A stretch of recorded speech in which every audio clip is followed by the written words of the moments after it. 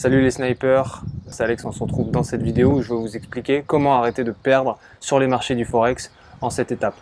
Donc moi, il y a beaucoup d'étudiants, il y a beaucoup de clients qui me disent oui, mais pas de souci pour les stratégies, nanana, je suis pas mal techniquement, etc.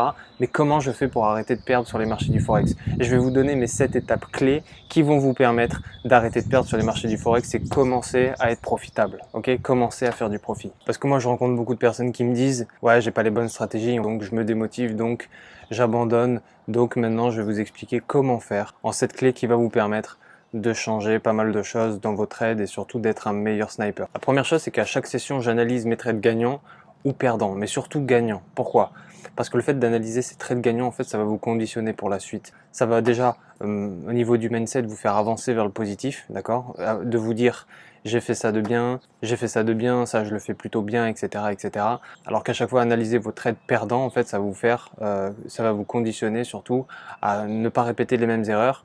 Mais surtout, vous allez vous dire ah mais ça je le fais de mal, etc., etc. Donc ça veut dire que vous n'allez jamais avancer, vous n'allez jamais pouvoir évoluer. Alors que d'analyser vos trades gagnants, ça va vous permettre d'être positif, ça va vous permettre d'avancer dans l'abondance, dans le profit.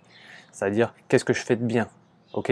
Un joueur de foot quand il perd, il analyse ses pertes, mais quand il gagne, surtout, il essaye de répéter ce qui a fait en sorte qu'il a gagné pour se dire ok, j'ai peut-être perdu, mais qu'est-ce que j'ai fait de bien, que j'améliore, comme ça, la prochaine fois, ça sera encore mieux. Okay.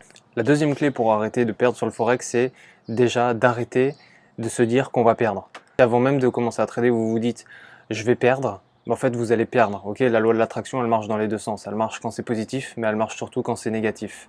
Okay. Donc à force de vous dire, ouais, mais si je me lance, je vais perdre, ouais, mais si je fais ça, je vais perdre, etc.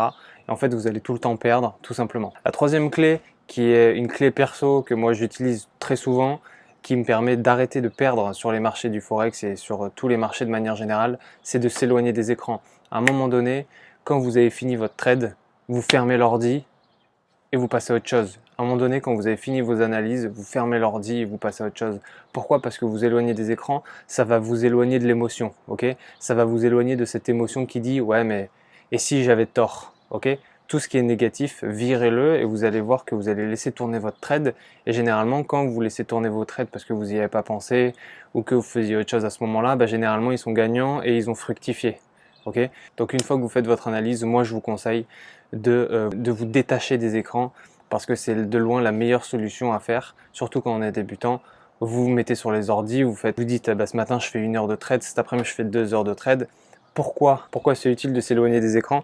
Ça va vous permettre tout simplement d'avoir confiance en votre analyse et donc ça c'est la plus importante des choses. La quatrième clé pour arrêter de perdre sur les marchés du Forex, ça va avec la troisième clé, c'est-à-dire que moi je trade très peu. Pourquoi je trade très peu? Parce qu'avant, moi, je passais toute ma putain de journée devant les écrans. Ok, je passais de 7h jusqu'à 19h. J'étais sur les écrans en train d'essayer de trader. J'étais sur les écrans en train d'essayer de faire mon argent, etc. Mais en fait, plus j'ai dépensé mon énergie, plus ma concentration baissait et plus j'étais pas profitable du tout. Ok, c'est une courbe. C'est-à-dire qu'à un moment donné, plus vous passez du temps sur les écrans et moins vous allez être concentré. Et c'est pour ça qu'il faut trader très peu. Aujourd'hui, moi, je trade 1 heure par jour, 1 heure le matin, et en 1 heure, j'ai fait mon profit. Donc, trop trader peut nuire à votre concentration. La cinquième clé, la cinquième étape qui vous permet d'arrêter de perdre sur le Forex et sur tous les autres marchés généralement, c'est qu'il faut appliquer un money management rigoureux, d'accord? Parce que le money management, c'est le rationnel et ça vous enlève de l'émotionnel, c'est-à-dire que vous allez calculer combien vous allez mettre, combien vous allez perdre, et ça va aller de pair avec vos réussites. D'accord? Appliquez votre money management rigoureux, vous pouvez miser de 3 à 10% de votre capital si vous êtes chaud. Sinon, moi je conseille de ne pas miser 1% ou 2% parce que vous allez prendre les miettes, mais vous pouvez commencer à partir de 3 à 4%, histoire d'engranger un peu la machine si vous êtes chaud et déter sur les marchés. La sixième et avant-dernière clé pour arrêter de perdre sur les marchés du Forex, c'est tout simplement de bien gérer son stop loss. Okay?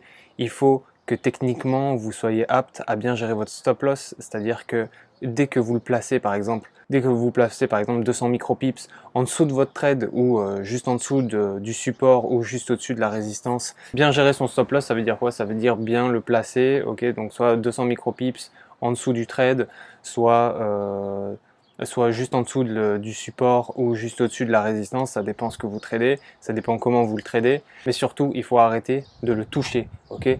Moi c'est ce que je faisais avant et je connais beaucoup d'élèves qui le font. Ils voient le trade aller dans le sens contraire où ils ont mis le stop loss, ils voient le trade se diriger vers le stop loss. Qu'est-ce qu'ils font? Ils déplacent leur stop loss, ils le baissent ou ils l'augmentent en fonction du trade.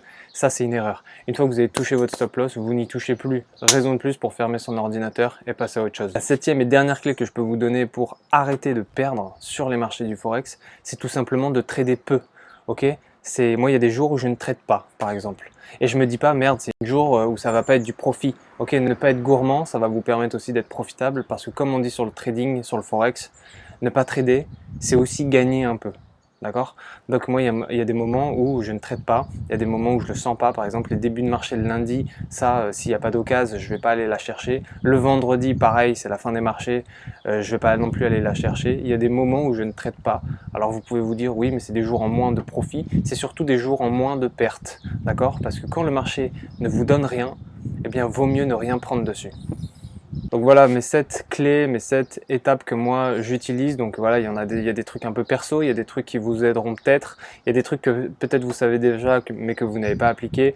Et je vous invite à vraiment prendre de la distance avec les marchés parce que plus vous prendrez de la distance avec les marchés, par exemple si vous faites du court terme et que vous faites que perdre, passez au long terme parce que c'est vraiment ça qui va vous permettre de faire fructifier votre argent et de commencer à devenir profitable sur les marchés financiers. D'accord? Si ça vous a plu, dites-le dans les commentaires ou lâchez un like. Je ne sais pas trop comment ça marche, mais au moins, comme ça, je sais que ça vous a plu et je vous referai d'autres vidéos de ce genre-là. J'espère que ça vous aura aidé. Moi, c'est ce genre de conseils que j'aurais aimé savoir au début parce que moi, je tradais comme un fou. Moins trader, ça va vous permettre de aussi devenir profitable, il faut y penser, ok? Regardez le marché comme un sniper et pas forcément comme un type qui veut faire tout le temps de l'argent sur les marchés. Commencer à être profitable, c'est aussi commencer à arrêter de perdre. Donc voilà, j'espère que ça vous aura plu. Cliquez sur le bouton juste en dessous de cette vidéo si vous voulez accéder à ma formation offerte pour devenir un sniper. Et pour les autres, je vous dis à très bientôt dans le lobby. Ciao!